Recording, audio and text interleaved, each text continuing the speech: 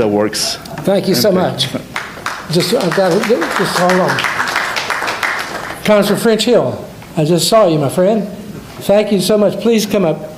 This podium is yours. He's a great ally of freedom. He has been in the U.S. Congress since 2015. He is from Little Rock, Arkansas, and graduated from Vanderbilt University, went to UCLA Graduate School, been in the banking business for 35 years, was CEO of a bank, and then he sold it off to another company. But this will be, at some point, the chairman of the Financial Services Committee. Thank you very much. Thank you. Good to see you. Good to see you, too. Good afternoon, everybody. It's a real treat to see you in person and not on Zoom. I want to echo that fact. I don't believe I can take it anymore. So also thank you for taking the time and trouble and expense to come to Washington, D.C. and participate in this parliamentary forum.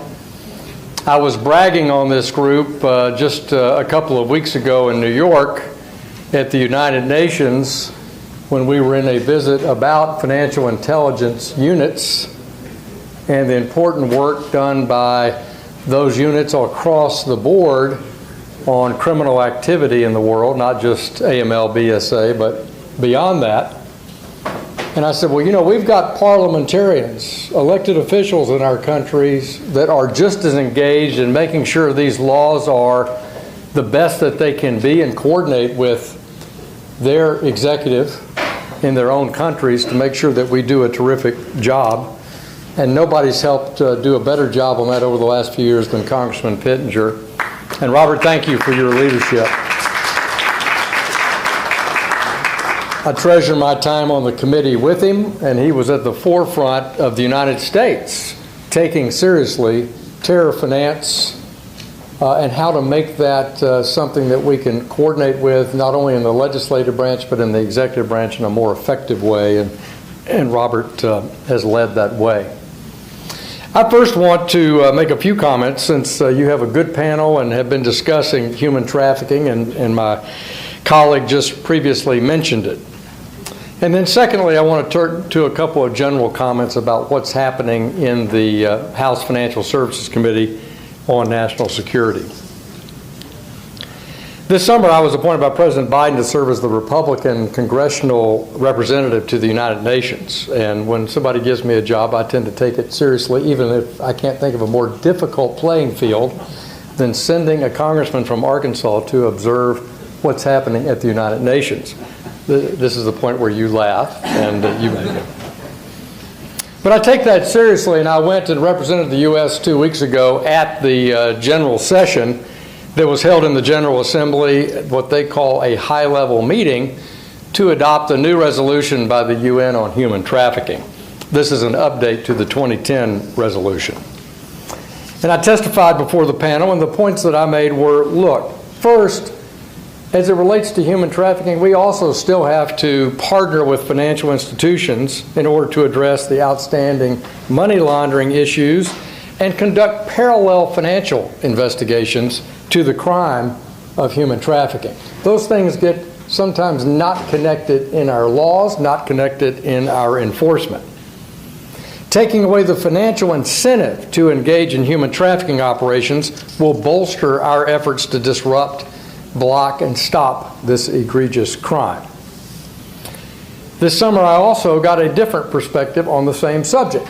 I was at the Vatican in Rome and went and visited with my friend Bishop Sarando, who runs the Pontifical Academy for Sciences, and they just had their own best practices discussion about how to block human trafficking and organ trafficking this past summer in the Vatican.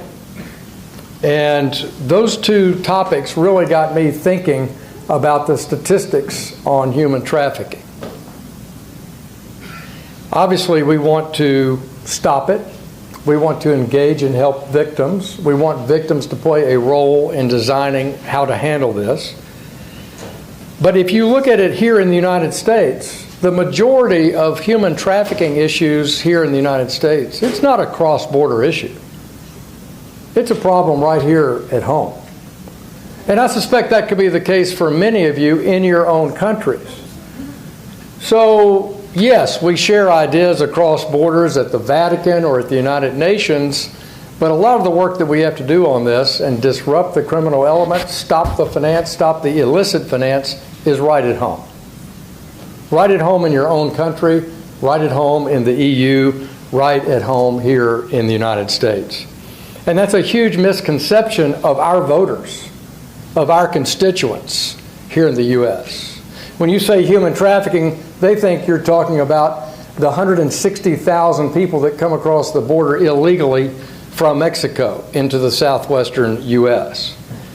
When in fact, when I visit shelters in my district, the people being helped in those shelters are teenagers, mostly teenage girls, from some town in Arkansas who've been met, trafficked in a myriad of different ways all through the internet.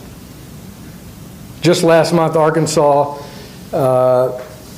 was able to locate a 6-year-old girl, and the perpetrators that took her and abused her were found and prosecuted. In Congress, we've taken a leadership. Our mutual good friend Ann Wagner has led that work. She's a member of the House Foreign Affairs Committee and the House Financial Services Committee. The Allow States and Victims to Fight Online Sex Trafficking Act was signed into law in 2018 and led that effort. And most recently signed into law in 2021, the Victims of Crime Act fixed to sustain the Victims of Crime Funding Act. Those were where we're connecting the money and the crime. Closing the path for people to become victims and then punish the perpetrators is the only way to stop this victimization. And so we want to use all those skills, and I commend you, Robert, for having that on the agenda of this important group. Now let me mention a few things going on at House Financial Services Committee. We have a National Security Subcommittee. It's one of the most important subcommittees. Robert and I were both on it when he was in Congress. It's what deals with CFIUS, the Committee for Investment in the United States, how we review investments. It deals with our sanction policy, our economic sanction policy. And since 2019, our committee's had 30 hearings on housing policy in the United States, but very few hearings on these financial crimes. Further, I've been pressing for a hearing on CFIUS, that we review the good work on the Development Finance Agency and the CFIUS reforms from the previous Congress. That's something that we're obligated to do in our oversight capacity, and yet the majority still has not had a hearing on that. And finally, we're all working to counter what we see is a overabundant exercise of influence that China is attempting to press on the international financial institutions and in the multilateral, and that's something I think should be subject of hearings in the House. And finally, this fall, Treasury released its 2021 review of economic sanctions that was released by the U.S. Treasury Department. It was all but 9 pages. I view that as thin gruel. We expected a much more robust effort by Treasury to go back and review all the economic sanctions of recent years, which the United States has been so engaged in, and make concrete recommendations on how that can be improved. And we really got just a list of talking points. So this work remains to be completed in this Congress. We need to have vigorous oversight. It's something that if the Republicans here in the United States take back the House on Financial Services next year, we will be more vigorous in our oversight and more engaged in the national security arena. We can both work on affordable housing issues and national security issues. So let me thank you, Robert, for your engagement. Appreciate the chance to be with you this afternoon. And I thank all of you for coming to Washington and vigorously participating in this excellent agenda. Thank you very much.